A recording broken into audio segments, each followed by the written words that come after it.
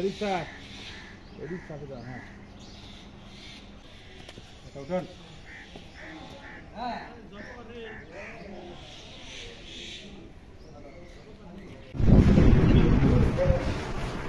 পিতা মোহাম্মদ আব্দুর রহমান মালিকা পরবর্তীতে উল্লেখিত তারিখ বিকেল অনুমান 5 ঘটিকায় রনবাগা বাজারে পার্শ্ববর্তী হাইওয়ে রাস্তা সংলগ্ন বাসের ব্রিজের সামনে থেকে ট্রাক লোড করে দিনাজপুর উদ্দেশ্যে উক্ত ট্রাকটি রওনা করে। পরের দিন 30/4/2024 তারিখ সকাল অনুমান 7 ঘটিকায় ধান ব্যবসায়ী ওয়াজেদ আলী ট্রাক ড্রাইভারের ব্যবহৃত মোবাইলে ফোন দিলে মোবাইলটি বন্ধ পায়।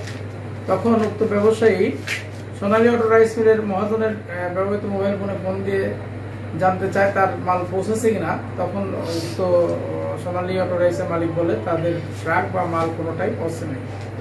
পরবর্তীতে ওয়াজেদ আলী বিভিন্ন জায়গায় নিজেরা খোঁজাখুঁজি করে ধানটা খুঁজে পাওয়ার চেষ্টা করে, না পেয়ে 16/5/2024 তারিখে নন্দীগ্রাম থানায় এসে একটি মামলা দায়ের করেন।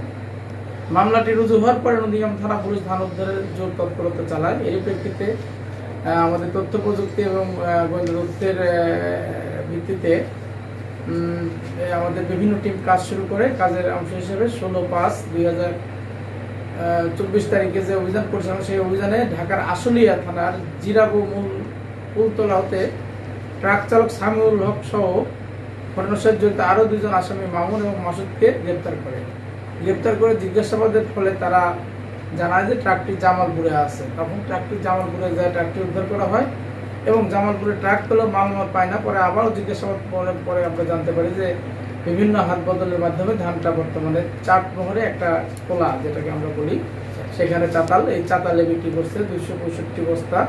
সেই ধান আমাদের পুলিশ সদস্যরা উদ্ধার করে। গ্রেপ্তারকৃত আসামিদের জিজ্ঞাসাবাদে উক্ত ঘটনা তারা সরাসরি স্বীকার করে এবং আমরা তাদের পিসিপিআর যেটা জানতে পেরেছি, তাদের বিরুদ্ধে বিভিন্ন থানায় চুরি, ডাকাতি, ছিনতাই, মাদক সহ একাধিক মামলা আছে। তারা পেশাদার অপরাধী। এটুকুই আমাদের। আর আমরা উদ্ধারকৃত মধ্যে একটি ট্রাক উদ্ধার করেছি এবং 265 বস্তা ধান উদ্ধার করেছি। সবাইকে ধন্যবাদ।